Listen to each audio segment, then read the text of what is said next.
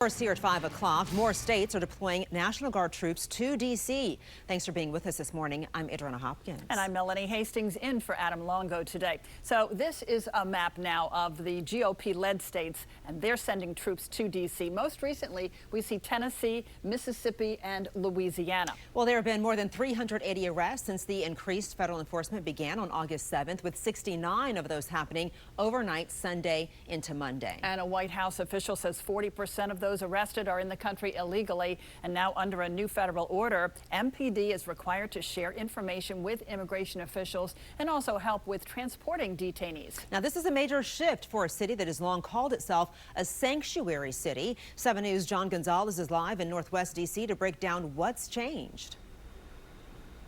Adriana, good morning. Yeah, for years, D.C.'s sanctuary law kept the local police department from working with ICE. Well, now, under the president's new emergency order here, well, it appears those rules are changing a bit. A new directive from Police Chief Pamela Smith now allows officers to notify federal immigration agents during traffic stops and to provide transportation for ICE staff and detained individuals. The White House defends the move, saying that more than 160 undocumented immigrants have been arrested since the crackdown started. They argue many had criminal records, but a judge has temporarily blocked a full takeover here, keeping Chief Smith in charge while still allowing limited federal cooperation. Community groups say immigrant families are already living in fear. The nonprofit CASA is preparing legal guidance for residents this week. This is really alarming. We activated something that we call now red code within our CASA membership. This is not about you having a legal status, about you being a criminal. This is a completely targeting, minorities in Washington, D.C.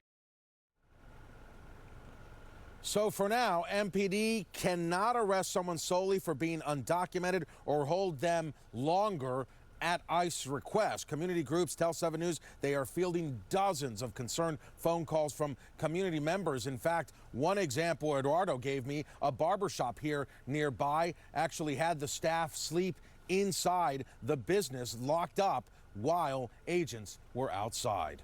Reporting live, John Gonzalez, 7 News. John, thank you. And amid the increased law enforcement presence in D.C., 2 shootings are now under investigation. Around 4 yesterday afternoon, a teen was shot and wounded on Martin Luther King Jr. Avenue in Southeast. And then an hour and a half later, just 2 blocks away on the same street, 2 men were shot. And we're working to learn the conditions of those victims. Community members near the shooting scenes tell us they're still asking for more resources to fight crime. This is what Donald Trump is talking about. I may not agree with the things he's doing, but when we really sit here and think about the community, who's helping? Who's really going to help? Police are still gathering information on the suspects and their motives. And we didn't see any federal officers or National Guard troops near the shooting scenes. But a White House official says this federal enforcement is taking place in every ward. Well, Mayor Bowser was asked about the surge in federal law enforcement as well as the arrest and gun recoveries made in this operation. She took the opportunity to highlight the critical need for more D.C. police officers. MPD takes guns off the street every day and every week. And any time you have a surge of officers, I would expect that you have some results. I say repeatedly, we need 500 more officers in D.C. With 500 more officers, get 500 more officers worth of results. Well, happening tomorrow, MPD is holding virtual recruiting hours. That's from noon to 1 p.m. You can ask questions about joining the force and the application process. The department has more information on its social media pages. Of course, stay with 7 News as we continue to follow the federal takeover of MPD and the deployment of the National Guard. We have all the latest information up right now on our homepage. Well, the reaction to President Trump's move to take over MPD and deploy the National Guard is bringing about new warnings about how to frame the issue of crime, especially in upcoming elections. Here's national correspondent now, Christine Frizzell. With protesters pushing back against the military-style police presence on D.C.'s streets, new warnings about alienating those who do feel crime is a problem. Like y'all little dirty kids wasn't stealing people cars for the past 2 years, just out here killing, just being a nuisance. I'm so happy. Put them little away. New York Times columnist Maureen Dowd warning that progressives should not fall into Trump's trap and play down crime, once more getting on the wrong side of an inflammatory issue, adding Democrats should not pretend everything is fine because it's not. In the weeks and months following the murder of George Floyd at the hands of a police officer, calls for police reform evolved for some to a more extreme viewpoint. Republicans in turn painting all Democrats as the party wanting to defund the police. Crimes committed by illegal immigrants already taking center stage in New York City's upcoming mayoral race and the state's governor's race, on full display when current Governor Kathy Hochul was questioned by Congresswoman Elise Stefanik, a potential challenger. Rapes of young girls, beatings of NYPD cops by illegals who are here under Kathy Hochul's failed policies, burning New Yorkers alive. This is Kathy Hochul's New York. Still, when it comes to Washington, D.C., and the 800 National Guard troops already here with hundreds more on their way from other states, officials say the response is anything but proportional. This doesn't make sense. You know it doesn't make sense. The numbers on the ground in the district don't support 1,000 people from other states coming to Washington, D.C. You know that. The official numbers have violent crime in Washington, D.C. at a 30-year low. But their numbers President Trump calls fake.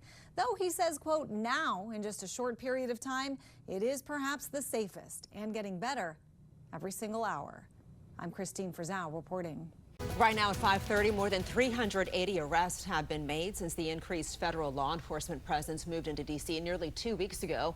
Thanks for being with us. I'm Adriana Hopkins. And I'm Melanie Hastings, in for Adam Longo. Now, of those who have been arrested, the White House says more than 40% are in this country illegally. 7 News' John Gonzalez is live in Northwest D.C. with more on these arrests and the response from Mayor Bowser. John, good morning.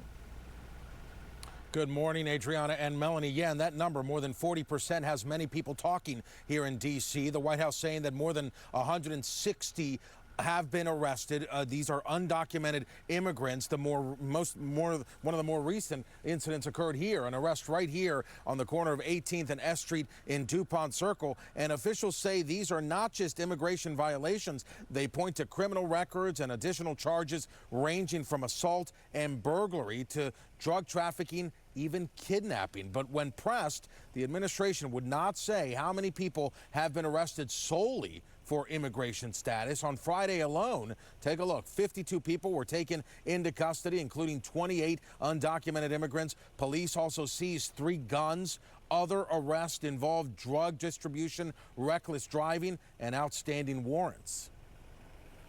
We need to separate the discussion of enforcement against violent offenders and everyday hardworking people who have made this country their home. For us in D.C., we have many immigrants who have lived here illegally because of TPS protections. Now, we reached out a bunch yesterday. The Metropolitan Police Department wouldn't confirm with 7 News whether they themselves have arrested anyone solely for being undocumented after the latest order from Attorney General Pam Bondi to assist federal immigration enforcement. Reporting live in Northwest Washington, John Gonzalez, 7 News.